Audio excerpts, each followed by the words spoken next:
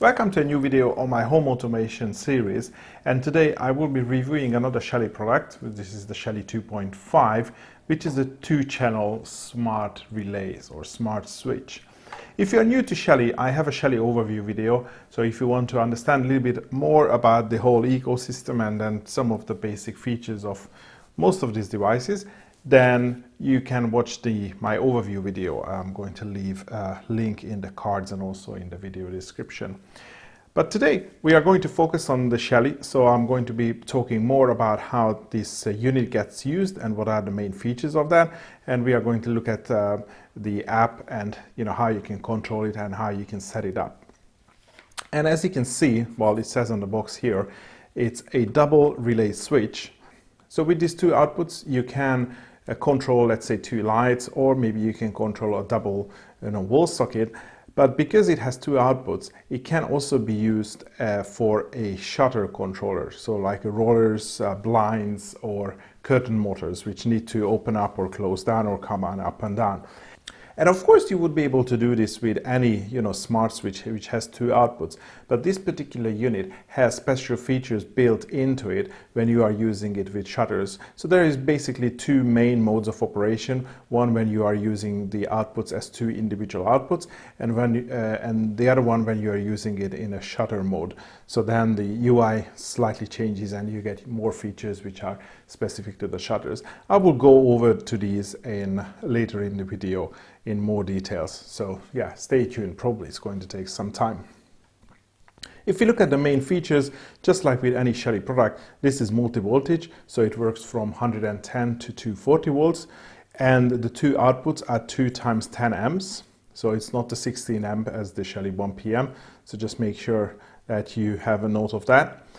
It also works from DC to 24 to 60 volts DC, and as I said, it has 2 outputs.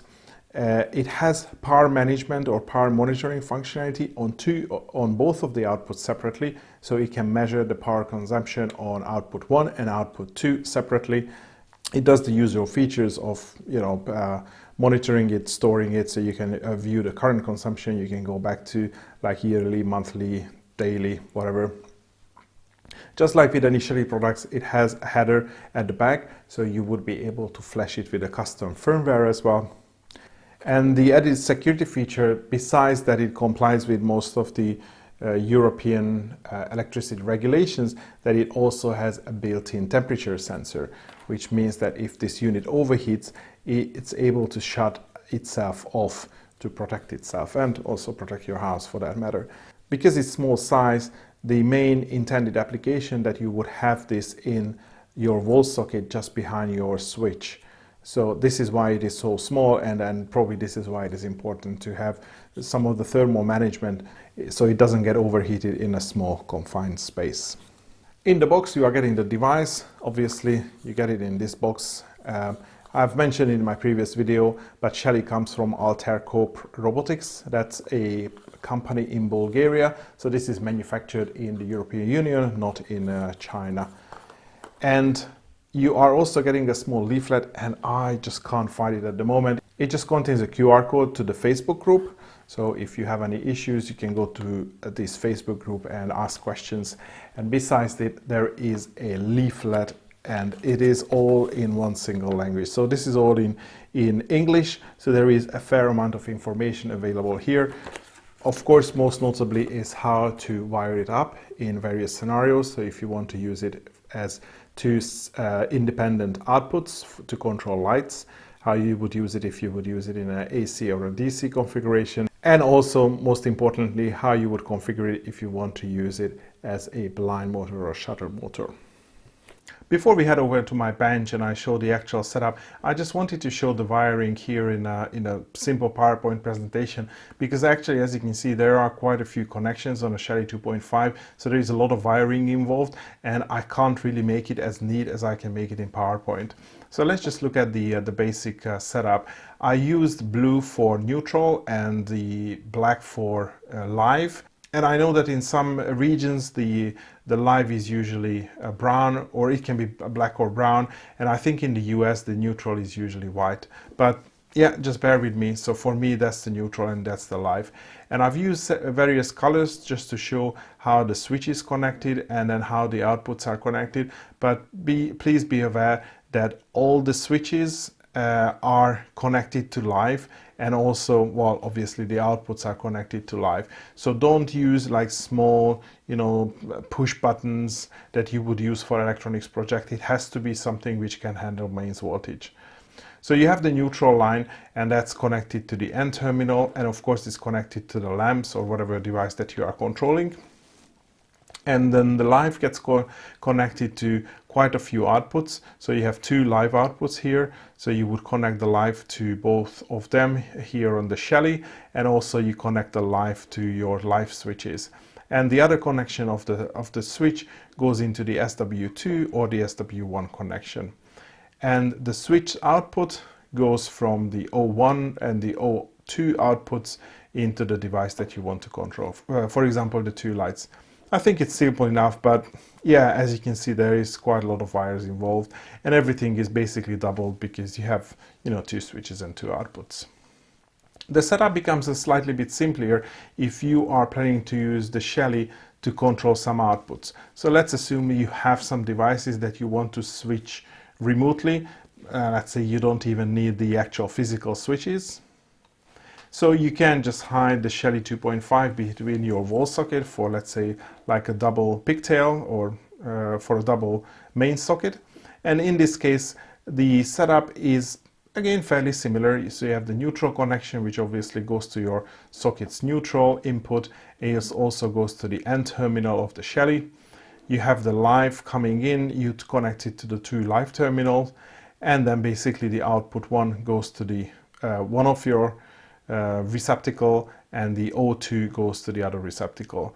And don't forget to connect the earth wire as well, which is not required for Shelly, but if you are using main sockets, you most probably want to connect the earth connection as well.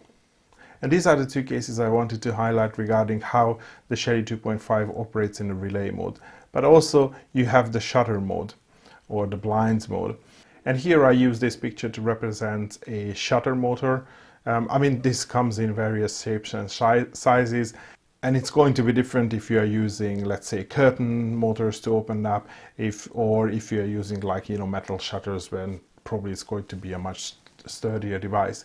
But what you would find in most of them is that they either have 3 or 4 connections.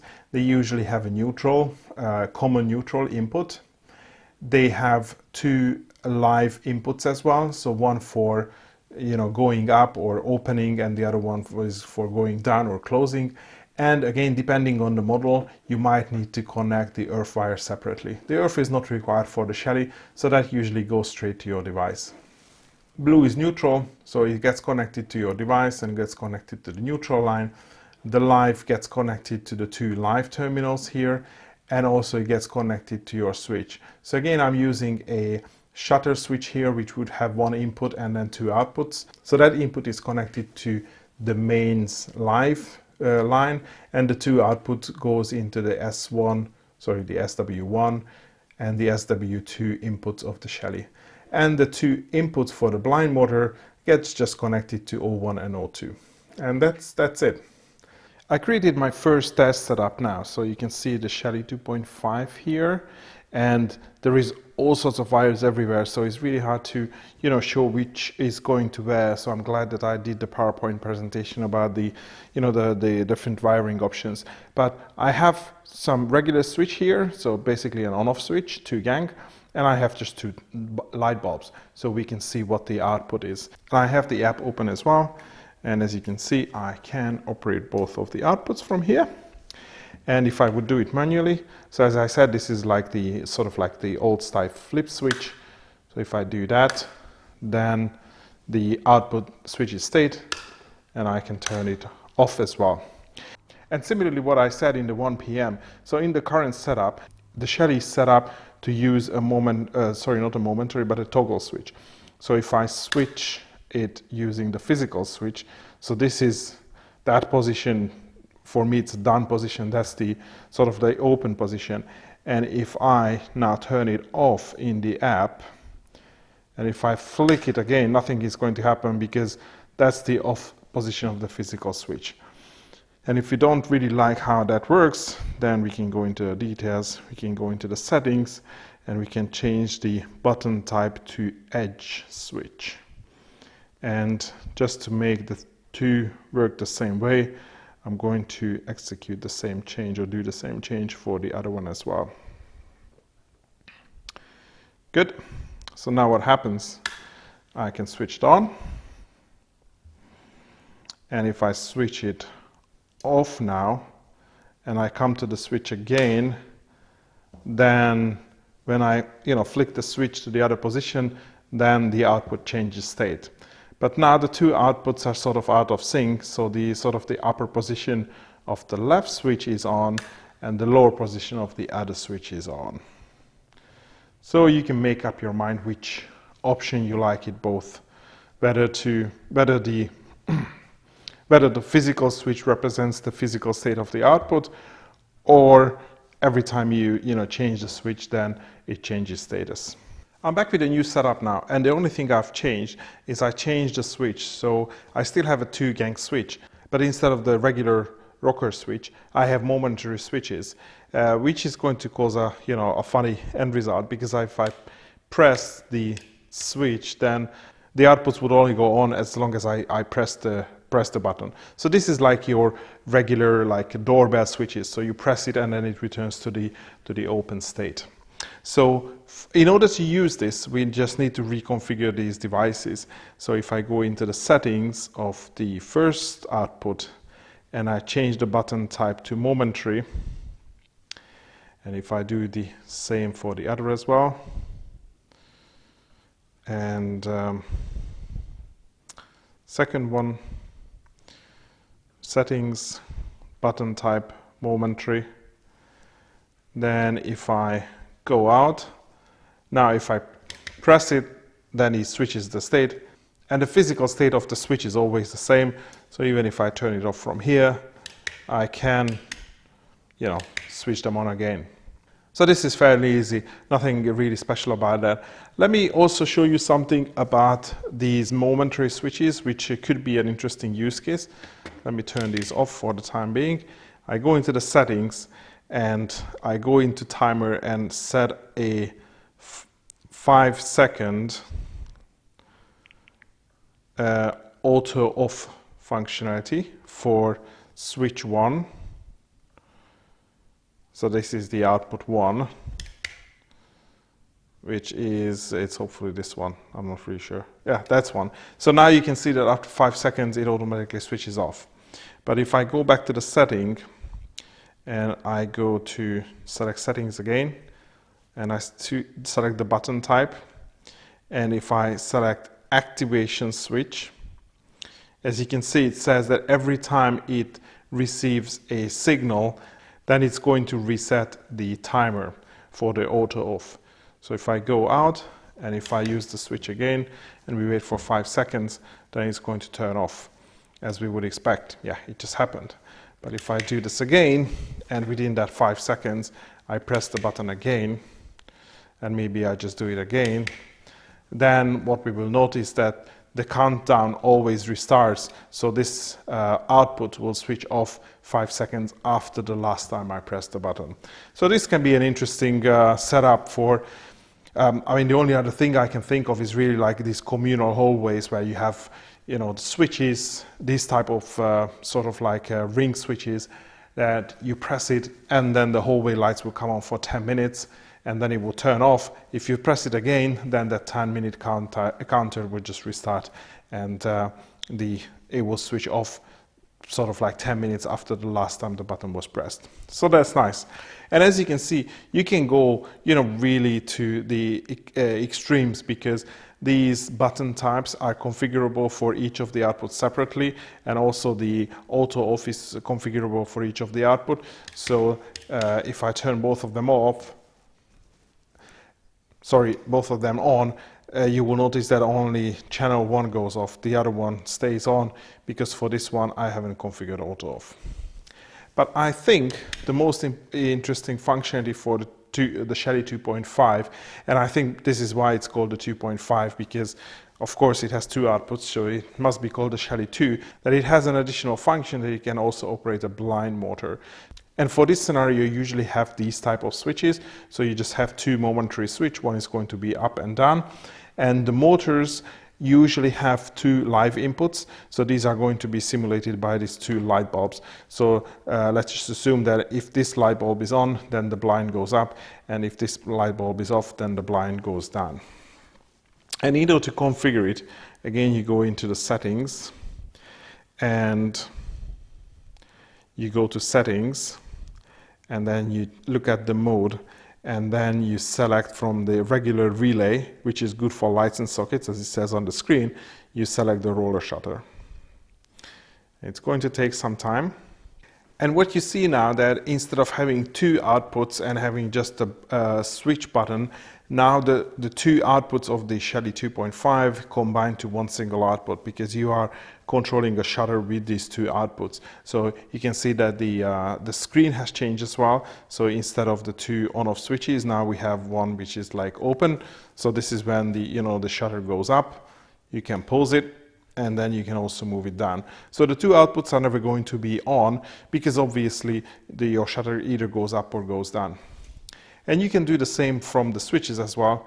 So you press one, so this is probably the close or the down option, and if you press the open one, then of course the down will turn off, and and the up will turn on. And the way you would stop your shutter is you press the button again, the one which corresponds to the actual the current travel direction. So it was, let's say it was going open. So if I press again, then it goes to basically the middle position in the pose. There is a little bit of delay in the app, so you see that state is jumping around. And when you go to the room screen, again you see it different. So now it considers the shutter to be open. So you just have one simple button which goes to basically just to close status, and the down or the close output is on now. And up until now, we haven't looked at the settings of this device, so maybe we can look at it now. Probably you have noticed that since I've switched to the shutter mode, some of the options have disappeared. For example, the timer functionality, because it doesn't make sense, to have that for a shutter. But we can still go into the settings, and even here we can see that there are a few more options available here. So we still have a power on default mode, but then of course it has some different values. Instead of being on and off, now it says open or close, or actually stop. We also have a working time. I haven't mentioned it, but probably you've noticed that if you click on either the open or the close, after some point the output will automatically get turned off, and this is what you can configure here. So you can measure how long it takes for the shutter to fully open from a fully closed position, and vice versa, and you can just configure it here. So the Shelly would automatically terminate the output after the full travel time, because, well, most probably your shutter have already reached the top or the bottom position. So you can configure it here. I think this is a nice feature.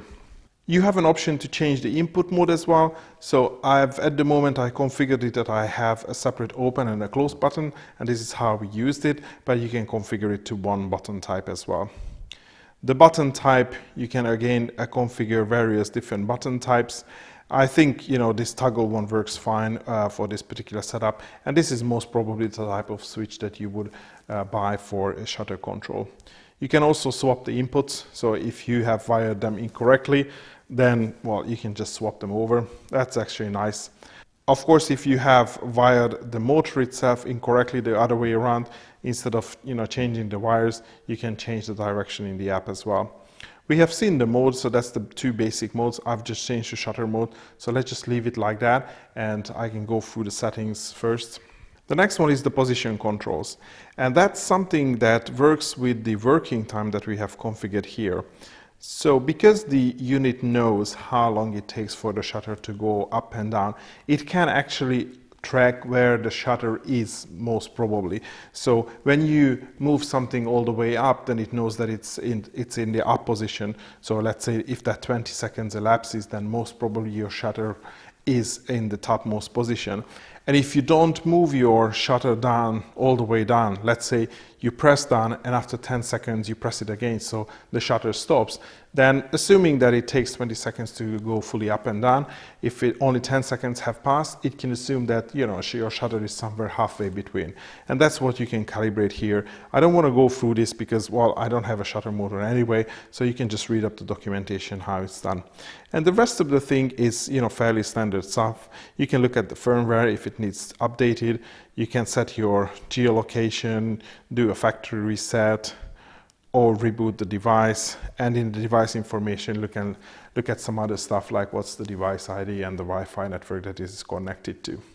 And of course, at the bottom of the page, if you do edit device, you can change the room, you can change the picture of the device and the name. So I just named it 2.5 because that's the type.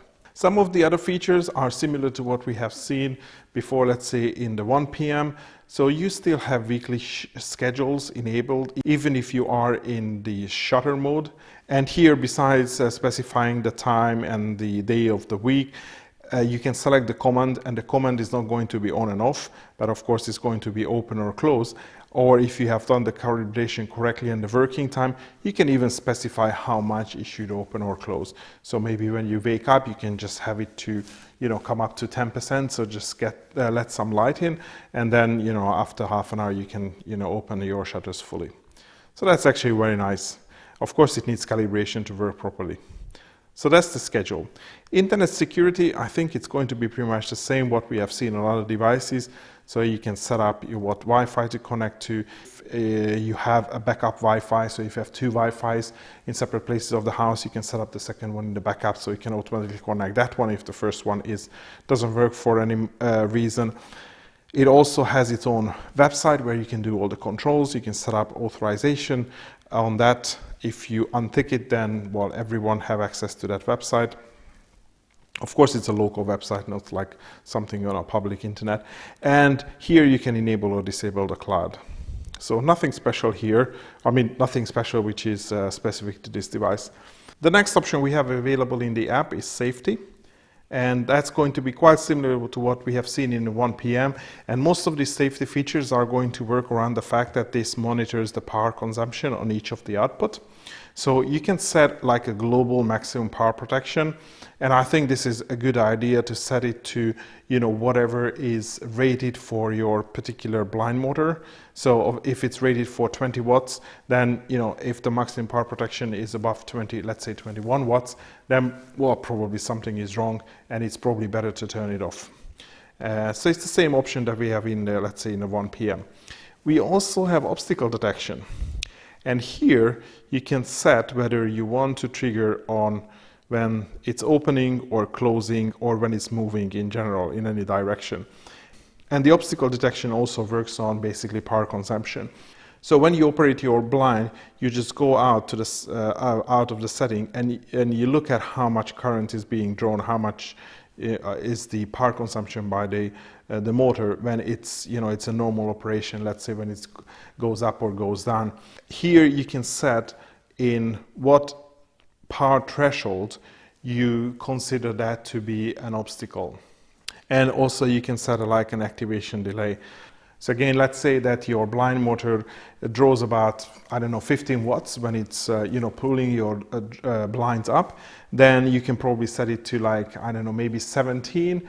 And if it starts pulling on something or it gets jammed and you set the seconds, for example, for 2 seconds, then it's going to basically trip and stop your blind motor.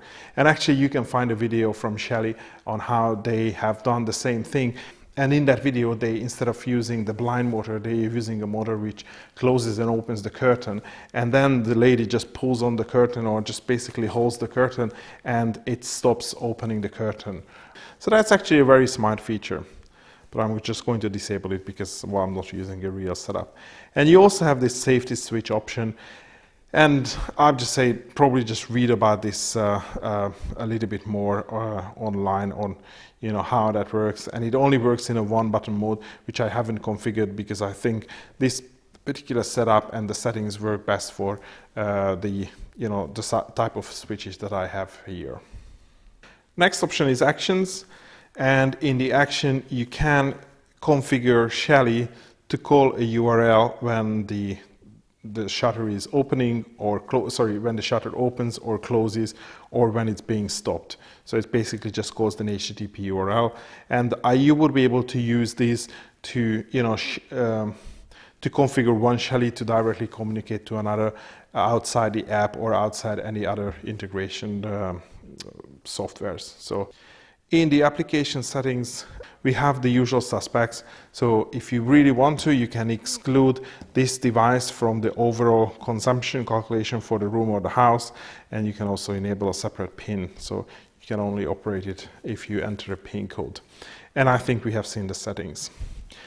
And in the settings, if we switch the mode back to relay, and then wait for a couple of seconds to reconfigure, then we see that the screen changes slightly. So we don't have some of the settings which are related to the shutter mode, and also in the safety, we just have a max power protection option. In the weekly schedule, we have the commands on and off, so it's no longer the up and down. Let me just turn this off. And we also have the timer functionality enabled, so you can specify the auto on and the auto off. And of course, these screens are available for each of the outputs separately. So that's how the two different modes differ and how they modify the user interface and the functionality which is available when you are either in the relay mode or in the shutter mode.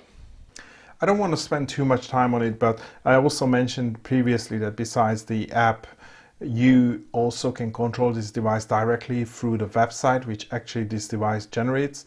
And you can just call it by http:// and the IP of the device.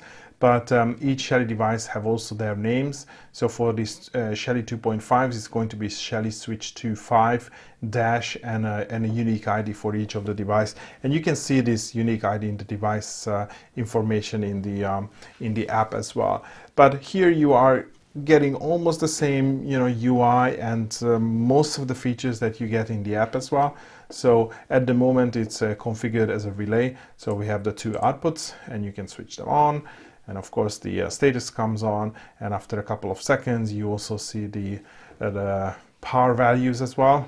And now you can see that the auto off functionality is still enabled on switch 1, so it turned itself off after 5 seconds. You still have the internet security and the various settings available here, and if you want the device or the channel specific settings, then you have this icon here for each of the channel as well, so you can have your timers and safety and actions and some of the channel specific settings here. So you can configure it here as well, or you can configure it from the app.